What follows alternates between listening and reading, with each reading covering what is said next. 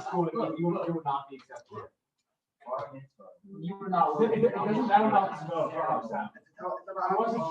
Okay, everyone, we're recording, just so that we're clear, we're recording at this point.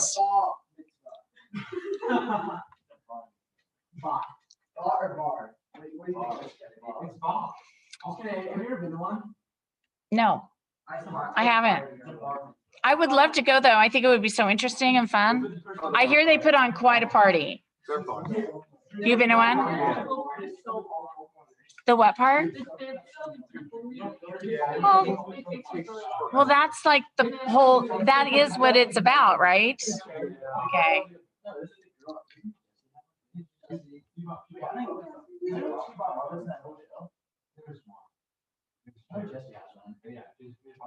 I have a very slow computer right now. Here we go. All right, everyone. Okay. People in this classroom are going to be quiet. We have a big crowd today. I mean, this is the most of a crowd that I think we've had. Well, she's taking her test, but we have Mason, as you can tell, because he is really loud, and a couple of other we have Masons. Okay, we have Lindsay. But Robert. Okay, we got the usual, and then we got a few extras. Yeah, he is a regular. He is. Okay, last time we left off with Romanticism, and now we're going to go into Industrial Revolution and its effects. Plus today, oops, I want to do my display settings so that you guys can actually see the full slide online as well. And also we'll go into like all the revolutions up to 1848. Okay, Drew, you with me? Okay, good. All right. Hey, in a nutshell, are you guys ready? Okay, no more popping off. Okay, in a nutshell, when we talk about Industrial Revolution, it is replacing making things by hand or at home with machines. Okay, it's as easy as that. And that also means that they're going to be making them in factories, which is going to cause urbanization because we're going to have people moving into the cities. Okay, but it does start in Britain. Okay, and the first thing that they are actually producing is anybody? Wool textiles. It's textiles, and it is not wool necessarily. It's mostly cotton. Okay, but it is textiles, which is, if you don't know what a textile is, you're wearing it. Okay, it's cloth. All right. Don't listen to anything Drew is saying right now. Okay, so where are we going with this and why Britain? Okay, so in Britain, we had all of these things that we've talked about in the past that have happened, in essence, that will allow them to kind of, spur on and enhance their ability to actually industrialize. Like the enclosure, by the way, we're going to just take them one by one, but most of these are connected to each other, okay? They're all connected. So when we look at the enclosure movement, it's privatizing farmland, but honestly, remember those commons? We talked about the commons, okay? Privatizing the commons, and this goes on for a couple hundred years, okay? Where they're taking these lands that were commonly used or farmland that was owned by the local lord and taking it away from the renters and the small farmers, all right? And this will freeze up an entire class, honestly, to go and move to urban centers to work with it. Now, without the agricultural revolution, which let's tie in the agricultural revolution to the scientific revolution, it really is scientific farming, right? They're going to produce more crops. That again means you need fewer farmers, and included in this, and honestly, this agricultural revolution, it is using the experimental method, right? Right. Yeah, crop rotation for sure. I think is. Like how hose work and stuff?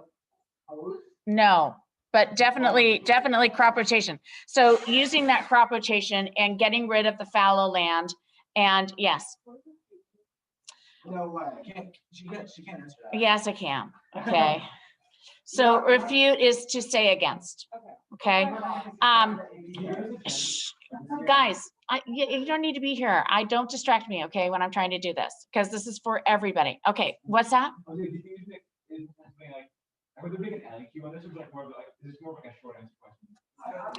They could do any of these or multiple choice. I mean, they make LEQs out of anything. They make DBQs out of anything. They really do. No, we did a short. We did a short answer on agricultural. Okay, so what you guys need to know is what the agricultural revolution is, but we've already covered this in review already, okay? But then you also get new technologies out of this as well. Stuff like the seed drill is one of them that we talked about. I'm trying to think of making bigger animals. What were we calling? Selective breeding. Thank you. Selective breeding as well is part of this. And then what happens after the agricultural revolution is fewer people die. Okay, and this also, you can put this in scientific revolution, is we're going to have this population explosion. Okay, and the new medical advances mean longer lifespans, stuff like the smallpox, they get an inoculation for it, plague disappears, better nutrition. All of this, it means that fewer people, well, in all honesty, when you think about it, didn't we say about half of children died before the age of 11?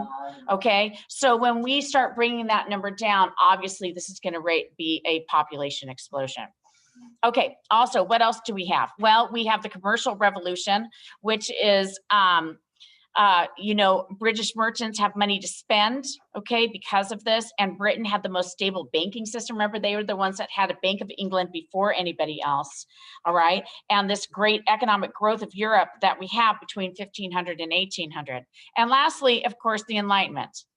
You know, the one thing that is different that we saw, remember that movie we saw where they're making more cakes, even though we thought they were pies, or were they calling them pies and we thought they were cakes, right? And more cakes, with mercantilism, is the one thing about the British is they encouraged and rewarded inventors and entrepreneurs. It was not looked down upon to engage in business like it was necessarily in places like France. So all of this leads into, other things, okay? So let's talk about it. They have a supply of coal, iron ore, and other raw materials. And because of this, they're going to start the growth of mechanization and textile production, iron and steel production, and new transportation systems. All right? What's that? Yeah. Are you good? Okay. If you have an economic question, I think it's going to be a continuity change over time. Yes. Why Britain? Like, that doesn't really answer the question, like, why it happened to Britain. Yeah, because they were farther ahead and they're like.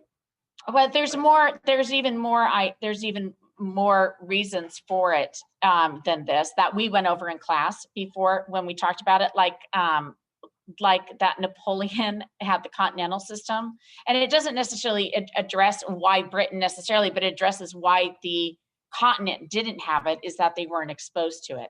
Even though Britain could have done it, but someone could have come over and stolen it right off. But because of the continental system, it was like, oh, well, shoot, we haven't been over here for 15 years and look at all this stuff you guys have going on. Yeah.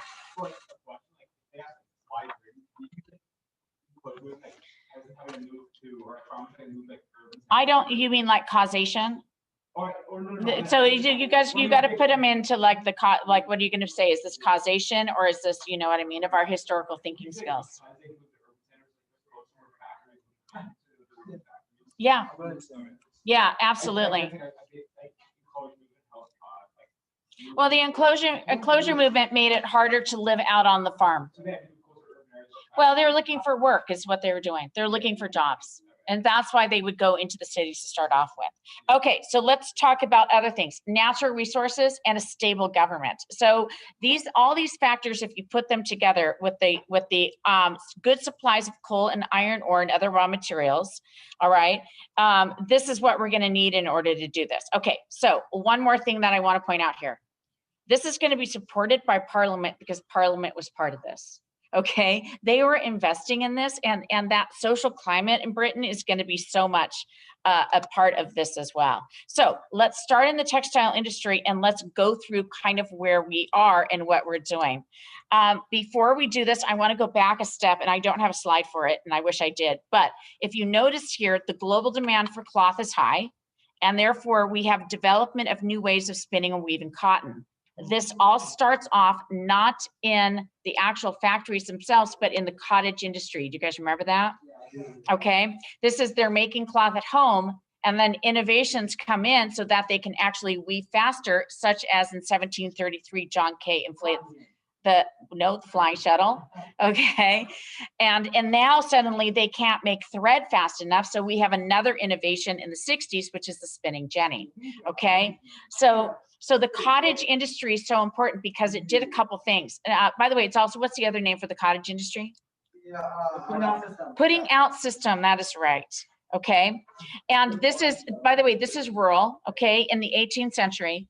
And number one, it also sidestepped around the guild system so that these people could create cloth and be outside that very, very stringent guild system that we would have here. And a family enterprise with this, yes. I saw a bunch of questions in the practice AP test, like guild restrictions. Like, first of all, what's a guild and what's a guild restriction? Okay, so a guild, and this goes all the way back to, again, the Middle Ages, is that if you want to engage in business in a town, in that whatever that certain business was, you would need to be part of that guild to be legitimate. And I'm not saying that people didn't circumvent it a little bit around it, but and a guild is not free enterprise by any means. So if you're in the Bakers Guild, you are in a consortium of bakers that pretty much charge the same, and they don't, it's closed, like they don't want to let anybody in, like they don't want to let riffraff in, like Croatians. That was a little diss at Drew there, everyone. Jack just sent it right back at me by saying, you mean like Irish people? Yeah, that's true. Okay. So what they would do here is, like, you would almost need to know someone in the guild to get in, and then you would be an apprentice first, then you would be a journeyman, and then you could be a master craftsman. And by the way, I'm using a baker. Pick any trade you want. Yes, same. Okay. Yeah, and that's the guild system. Now the guild system does change over time, but it is kind of this, it's not like you can be entrepreneurial within this guild system very well. So it's limiting in a lot of ways. It's just like if you're in it, Hi. Okay, hold on. I have to do a test here. I'm going to put you guys on pause. All right, we're back, everyone. You done? Okay, cool. Okay, so on the textile industry, now let's go on to you don't need to know all of these guys. You need some certain examples. I think when we get into the factory system, Richard Arkwright, he is the father of the factory system. So he's a great example of doing it. I wouldn't do Crompton. Like, you don't need to, memorize all of these. 1793, the life-changing thing is going to be Eli Whitney, because Eli Whitney and the cotton gin allows cotton to be profitable at the same time. Okay. Hey, you guys have to stop the chit chat. Okay. All right. So and by the way, I'm going through this really, really fast, and we're going and hitting the main options, right? Like we're doing in 3 weeks in an hour, right? Okay. So other important inventions of the time of the industrial is going to be steam engine and transportation. Stuff like James Watt, by the way, is going to be he doesn't invent the steam engine by any means, but he's the first one to actually commercially market it and make it profitable. He improves it, if anything. Okay. And once we get the steam engine, everything goes crazy. Like, this is the thing that's going to replace the big water wheels in the factories. They're going to boost iron production. And then we get the innovation, of course, in transportation, which is going to be the steam locomotive, right? And the rocket was the first one commercially viable. Okay, Stevenson, if you guys remember that. And he is going to connect the first railroad between Liverpool and Manchester that's going to open in 1830. All right, lots of iron needed for all of these innovations here, especially the railroad. Now, do you guys remember that chart on how long it would take in a carriage as opposed to a train? Okay, so the railroad is so huge because, number one, it really does help with a national industrial growth. You get markets within your country that you wouldn't have had necessarily before because you can ship things farther. Reduces shipping costs. It's faster. Oh, leisure travel. So the example we had in class, if you guys remember, is Brighton is a beach town, and it's an hour and a half from London. If you're going in a carriage, it takes 6 hours. On the train, it takes an hour and a half. So you could go for an afternoon, turn around, and come back home, right? Pretty cool, right? In between here, and I don't have this on, but I think we do need to acknowledge, is of course that Robert Fulton, an American, uses the steam engine in order to create a steamship. Okay, which now you've got cross Atlantic and all over the world, right? And it's dependable. You're not depending on wind or anything else to power your boats. By 1850, we know that Britain is dominating the world. Little old dreary Britain, okay, is dominating the world. And if you notice here, half of the world's cotton, 2/3 of the world's coal, mined more than half of the world's iron, and controlled 1/3 of the international trade, okay? They like to show off all of their dominance in 1851 with a great exhibition at a Crystal Palace. The World's Fair, right? And they showed off their dominance to everyone. They displayed all of their power looms and locomotives, et cetera, right, of the Crystal Palace. Now, let's take a comparison real fast between Napoleon's ideas of triumph and the British. The British created the Crystal Palace to celebrate British leadership in the industrial age. It's 18 acres and 1 million square feet. It's prefabricated glass panels, glass cast iron columns, and really it's to demonstrate industrial might, right? Whereas Napoleon makes one for his victories, okay? The Arc de Triomphe, based on the arches of ancient Rome, neoclassical arch, Roman relief, largest arch ever built. So bad. Didn't that palace burn down? This one did. How do you burn down glass? How do you burn down glass, people? Exactly. And steel. I know, right? Okay, so where does this go to? Well, clearly you guys know that, oh, let's just talk about the things that maybe you don't remember. The British knew after Napoleon was defeated, they figured out that they are way ahead of everybody else industrially. And so they try to keep the secrets inside their country. Total fail, okay? All of these engineers start moving out, and they kind of sneak off even into the United States, to be honest, okay, with the secrets of the machines, et cetera, et cetera. But eventually, of course, we will get industrialization in the continent, in France, in upper Germany, in the German states up north, Prussia, okay? Belgium is a big industrial area at the same time. And they don't have to go through a lot of the problems that Britain did because they're coming in second, right? And they just kind of stealing from the British, okay? All right, so France, the world's second leading economy during this time, they moved towards industrialization at a more gradual pace, okay? And so they don't face as much dislocation of traditional methods like the agriculture as in like Britain does, okay? It's a little easier. Oh, and secondly, in France, you guys remember the government helped them out? Like the government would help stimulate some of the railroad building and stuff like that. You don't get that in Britain really that much at all, okay? All right, so if we were to take a generalization in general, right?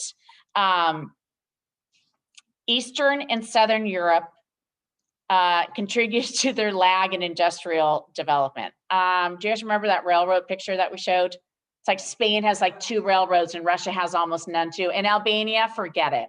Okay, all right. So these areas as compared to the Northwest are going to lag considerably. All right, now, the Germans take a little bit of a different idea here because we have all these independent German states, and what they decide to do is, by the way, they had a whole bunch of tolls and custom barriers between the states. What they decide to do is get rid of those tolls and barriers completely, and what do we call that? Unification. The Zollverein. The Zollverein, okay? Do you guys remember that?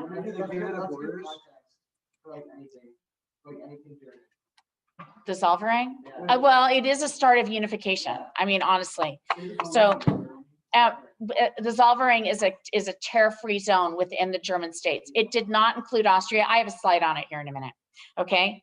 All right. But you also still have to battle the virtual monopolies held by the guilds over production and distribution, particularly in strong towns. Okay. Which we talked about before. By the way, the guilds, they're disappearing. Once you get laissez-faire in there, the guilds are like outmoded, and you get capitalism in there and supply and demand, and people are going for it. Okay. So here's Frederick List's national system.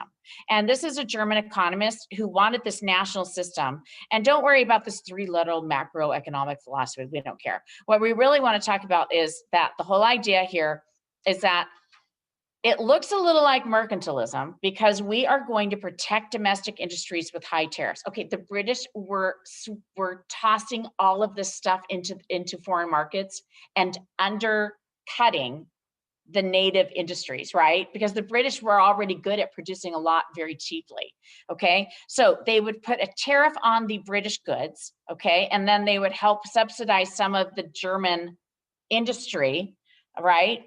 And look at what he says here. Cost of a tariff should be seen as an investment in our nation's future productivity. All right.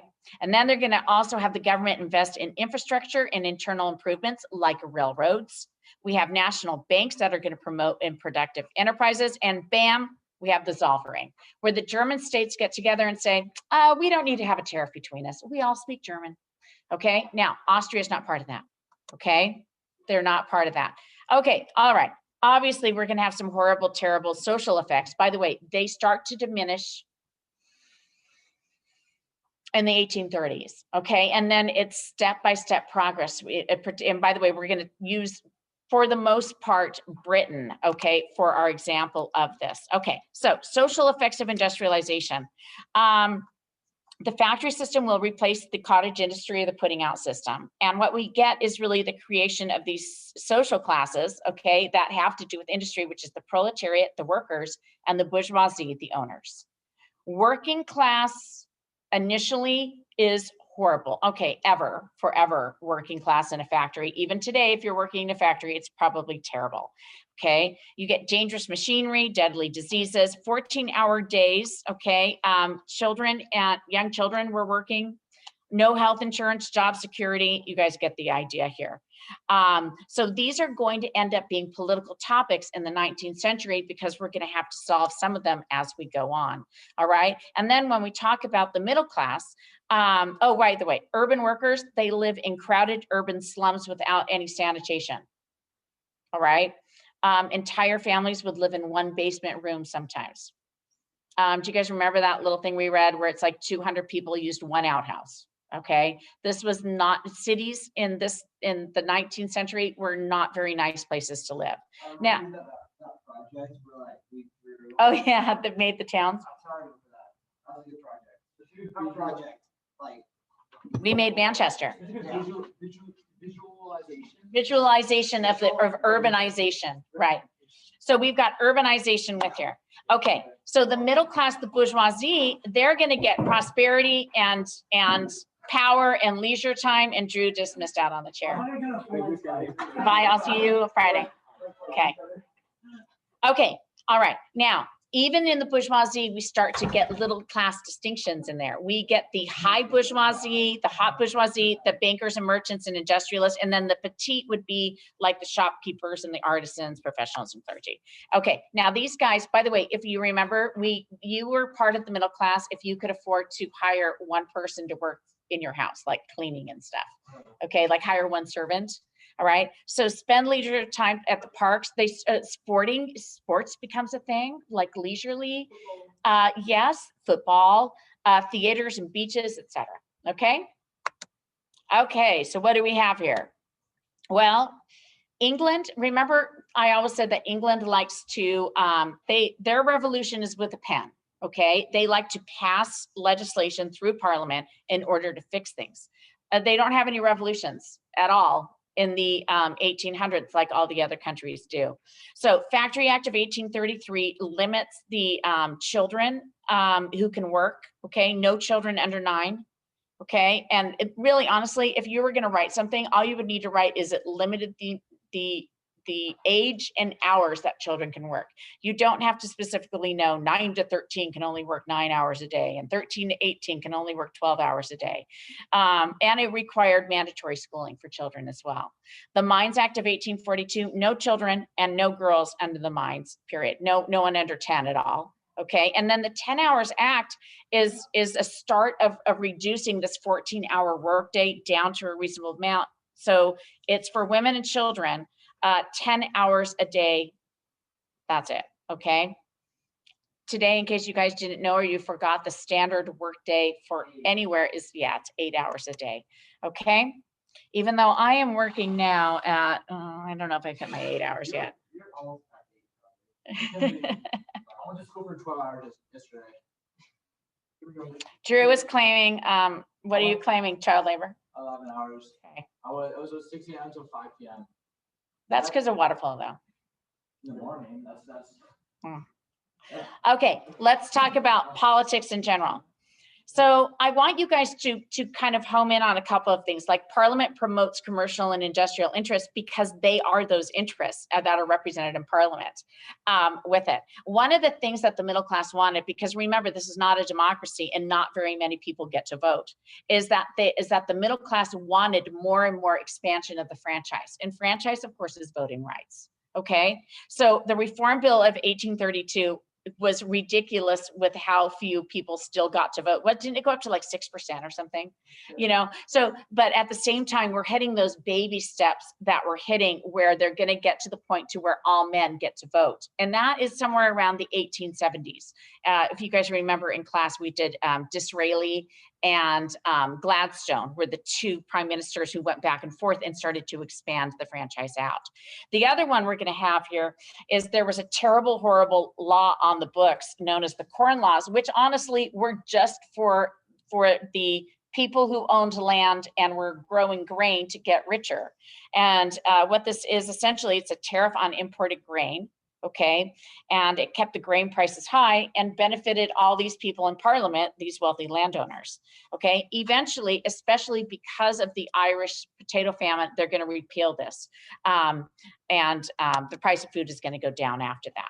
All right, other things, La Belle Époque, the beautiful era, okay? The bourgeois family becomes focused on the nuclear family and the cult of domesticity, where we have gender roles within a marriage. And economic motivations for marriage start to dissipate down for love instead, okay? And here's the deal. By 1850, and I told you this in class, by 1850, everybody in Britain was benefiting from the Industrial Revolution. Okay, so we've overcome the worst of it at that point. They're starting to put in sewage systems, okay, which we'll get to a little bit later.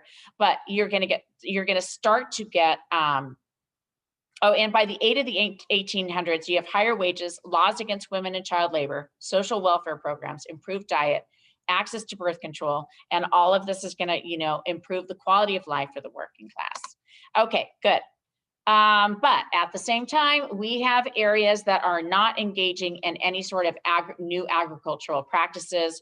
And if you are only eating potatoes for the most part, Ireland, you're going to get into the hungry 40s. So that is a potato flight that strikes Northern Europe in the mid 1840s. Yeah, the big potato famine. No, they was that on the real one? Yeah. Okay, well there you go. Okay, so the Irish potato famine is it. By the way, it was in other areas than Ireland, but Ireland was so dependent on the potato that they're the ones that are really going to get hammered with this. But it's 1 million deaths, 2 million refugees. Okay, they still don't have the population that they had way back then. Okay, and we get a century-long population decline in Ireland. Yes. What did the Black Plague happen? 400 years earlier than this. Okay. No, not even close. Okay, so the other side of this agricultural practices would be Russian serfdom, where they're not using any new methods. They're using manpower, which is essentially slave power, and they don't have a big enough middle class to sustain anything. So serf bondage makes it difficult for entrepreneurs to recruit a stable working class. But in other words, you can't have people move to the cities because there's no reason for them to, because they can't leave the land because they're slaves. Okay, right? So obviously Russia has a lot of other obstacles that they're going to have to overcome throughout this time. I zoned out in this one. Oh yeah. Cool. Domesticity, higher wages. Is this it? You memorized it now? No, I just didn't even like take any of it in when you were going over it, I think. I was thinking about trying to. All of these slides, remember those slides that I have on the top that say in a nutshell? You know those ones that say in a nutshell? All of these are in a nutshell. Okay. Obviously, this is what we do in like 4 weeks. I do in an hour. Okay. I think we do a lot though. I think I'm going through it a lot more. Like I've watched the AP Euro ones, which are good with Katie Lancey. Yeah, you know, it's a home. She is, but I think that they go actually a lot. More, yeah. No, they don't. I think they're a lot more. They go through like 2 units every half hour or something. Okay. Okay. Second, industrialization. And this is after 1850. And what we're going to get is what we call in class heavy industry. We're going to be looking at stuff like, yes, actually, internal combustion engine. Electricity. Electricity is part of it. Airplanes. Oh, you are on it. Am I really? There you go.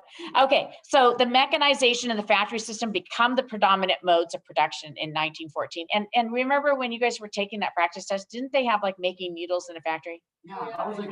Okay, that was an industrial revolution. They didn't want to show you textiles because that would be too easy, but obviously they're making all sorts of things. It wasn't in a factory though. It was in a small workshop. That was why it was hard. Oh, so maybe it was cottage industry. It wasn't, the question was about enlightenment. It didn't even matter what industry it was. It was Oh, just you know about- what? It was encyclopedia. It was an encyclopedia. Yeah, it wasn't enlightenment. The whole story was- Okay. Dennis Diderot. Yeah. Okay, so industrialization increased the scale and complexity across Europe. Okay, so in Manchester, honestly, is a great example. And that's, remember when we made our crazy towns on the paper? That was based off of supposed to be Manchester, where you know, we get this pattern of development for a modern industrialized city. Okay, we have the Krupp family in Essen, Germany, right? And again, I've got the Zollverein on here. Help the German states, notably Prussia, take a major step towards industrialization. All right, Krupp, the Krupp family, steel. Oh, steel. Did we say that was second industrialization? That's another one with it is steel. Okay, new technology. Oh, here it is. Okay, Bessemer process, which is cheap and mass-produced steel. Mass production, which is the obviously factory system. Electricity and chemicals. Okay, that are going to be part of this. Okay, and let's just name off some of these inventions that are going to be awesome parts of everyone's life. Some of them we still use, some of them not so much. The telegraph, steamships. We do not. They're all, I think they're done by gasoline now, or diesel, right?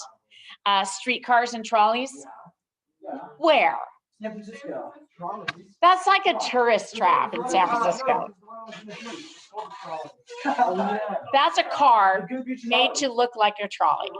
Okay. It's on a track. It's on a track. A cable car. A cable car would be on a track, yeah. Telephones, internal combustion engine, AKA the automobile.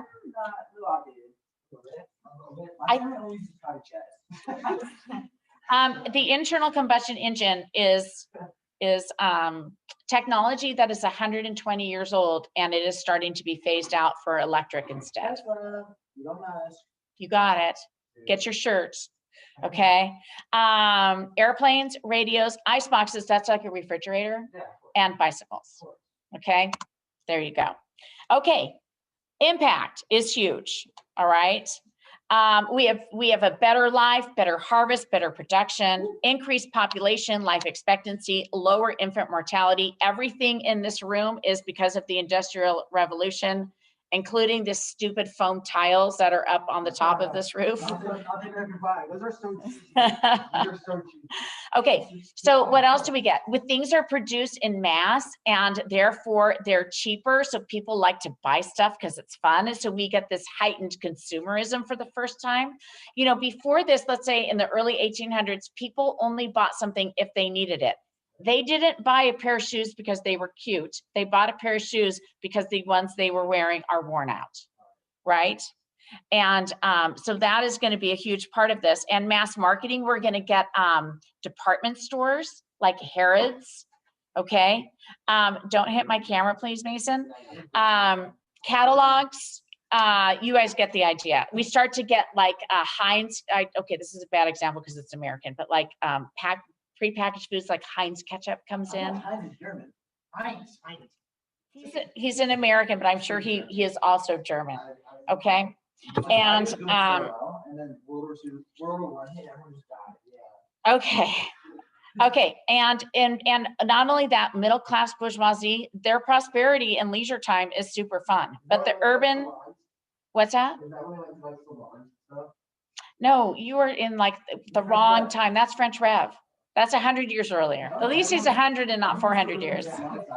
Okay, urban workers still live in crowded urban slums without sanitation. But here's the deal. About 1860, England starts to pass laws that start to require townships to put in sanitation. Okay, and if you remember, it starts in London because they had a cholera outbreak. And that guy, remember that TED Talk we watched? He figures out why cholera is a waterborne disease and some of the things with it. If you want to wait a second, I'll grade it in a minute. Oh.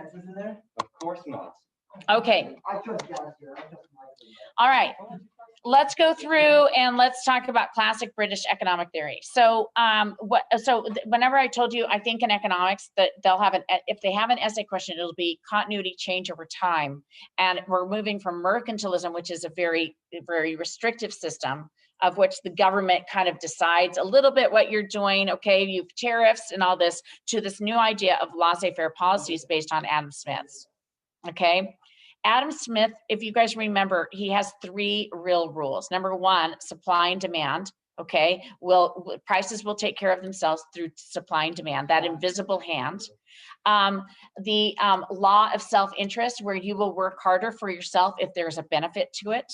Okay, and the 3rd law, which I can't think of, but maybe one of you have it. Supply and demand, invisible hand. Private property. Okay, that's always there. Well, I'll think of it later. Will always be, is a commodity whose price is determined by supply and demand. You're just reading things now. Okay, all right. So the main thing here with Adam Smith is the government should not be involved in the economy unless, okay, the government should not be involved in economic policies at all. They should only enforce contracts, protect private property, or ensure national defense. That's the only 3 things, according to Adam Smith, the government should be doing. Okay, now, they toss this and they toss it on these ideas of supply and demand onto people in the 1800s, to our comic delight, of course, because Thomas Malthus, with the population growing, because remember, after 1750, we have a population explosion. Thomas Malthus proposing that the population is going to outstrip the food supply and we're all going to starve. Okay. And then David Ricardo puts it on wages. By the way, David Ricardo might have been onto something, because this part is somewhat true. He says that, listen, when there's a lot of laborers, you don't need to pay them very much. But at times when labor is scarce, you need to pay them more, okay? Because I'll just put it this way, nobody wants to redo their house right now because demand is high for contractors.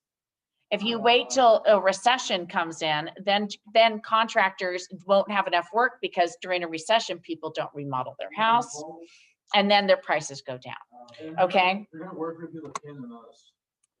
There you go. Okay. Other ideas that we need to know. We're into our boring isms. Okay. Liberalism. Liberalism is really based on the ideas of the Enlightenment, right? And remember, Metternich wanted to toss all the liberal ideas and put them back and put the cap on them and not let them out at all, okay? So if you think about liberalism, think about like popular sovereignty, individual rights, and enlightened self-interest, okay? And by the way, it is associated with laissez-faire economics, okay? This liberal. It associate them together, okay? Like people who were liberal tended to be in favor of laissez-faire economics, and they tended to be middle class as well, okay? Now, from liberalism, we're going to take it one step farther with our friend here, Jeremy Bentham and John Stuart Mill, and these guys are utilitarianism, okay? The principle of utility, the greatest good for the greatest number of people. By the way, that's the answer on the AP test, okay, if they have it. It is the greatest good for the greatest number. Oh, great. Perfect. Okay. And you need to put this to politics, economics, and the judicial system. Okay. It is actually a utilitarian, okay, who actually is in favor of the sewage systems, even though it's going to cost a lot of money, because that would be the greatest good for the greatest number, right? We're also going to see the anti-corn league, because the corn laws sucked, okay? And people knew that they actually were that they were raising the price of grain. This is a successful political movement, okay? That's going to work. John Stuart Mill is also going to write on the subjugation of women. and you know, kind of against the social and legal inequalities forced on women in the time frame. Okay, reactions. Well, so by the way, we're out of, I'm done with the Industrial Revolution and I've moved on. Can you tell? Yeah, okay. Revolutionary revolt. So in the first half of the 19th century, what we have is we have this thing known as we had the Congress of Vienna, and out of it comes the Concert of Europe. Do you guys remember that? No. The Concert of Europe's whole point was to keep the status quo and to put down any revolutions that they have, okay, and make sure that liberal ideas don't come bubbling up. Yeah, it is. It's Metternich. Yeah, exactly. And so with this, of course, we've got some examples of it putting down and some examples where they don't even follow their own policies. Okay, let's start with the let's not follow our own policies. In 1821, the Greeks decide they wanted to be independent from the Ottoman Empire. And in this case, the Concert of Europe just helps them do it. Okay, now there's a racial aspect and religious aspect in that. Of course, the Ottoman are Muslim and the Greeks are Christian. We also have the point here of them admiring the old Greek, you know, culture that everybody has to read the Odyssey even back then. Okay, freshman year in high school. Okay, okay. So fails would be the Decembrist revolt. Okay, so Decembrist revolt is in Russia. And in essence, when they went to fight Napoleon and they end up in France, these guys all come back with these liberal ideas and they want a constitutional monarchy. And then the guy they think is going to be the next czar isn't, because he married a commoner, Constantine and Constitution. Okay, so we have all these army officers that are going to revolt. Well, Nicholas I is going to shoot them and hang them. And that's the end of the Decembrist revolt. He's a good guy. He's a good guy. It was for a greater cause. And of course, the Polish always try to revolt and get their independence, and they fail. Okay. Okay, so liberal revolutions that we have as a little bit later that are tough to put down. Actually, they're all failures in the end, kind of. Well, 1848 is. Okay, let's go to France because they like to rebel more than anyone else. And oh, by the way, France had a constitutional monarchy, okay? After Napoleon, they get rid of him. But then you get this guy, Charles X. Do you guys remember him? He's dressed up like Louis XIV, okay? You know, who's going to succeed his brother, who thought he was going to be an absolute monarch, okay? He opposes republicanism, liberalism, and constitutionalism, and he starts to whittle away at the rights of the French, until the French decide to go out and do this. Yes, this is liberty leading the people. They barricade, shoot, and revolt. Oh, by the way, Charles X takes off. Remember, I like to call it the Witness Protection Program for French kings in England. Okay, that's right. You get to calculate. Charles VIII. Oh, he's already dead. Charles V. There are no more kings that will die. They don't kill anymore. What's his name? Charles I is the one that, you mean England or Louis XVI? Like, which king are you talking about here? Because we've cut off a couple heads in this class. France, Louis XVI. But there's French who are still rebelling. Wait, this is before it. That is way before this. This is 1830. This is 45 years later. Okay. All right. Okay. So that's what we're going to get here with the 1830 revolutions. By the way, we have 1830 revolutions dotting Europe throughout. Okay. Right. This is just a thing. Liberalism kind of tossing its head up. All right. We've got one in Belgium where the Belgium people want to be independent of the Netherlands, and they managed to do that. Okay. So that's what we're going to get. And then our second liberal revolutions that we're going to get are in 1848. But in all honesty, there's all sorts of causes of these, and they're all over the place. I wish I had put a map in this one, but I didn't. Okay.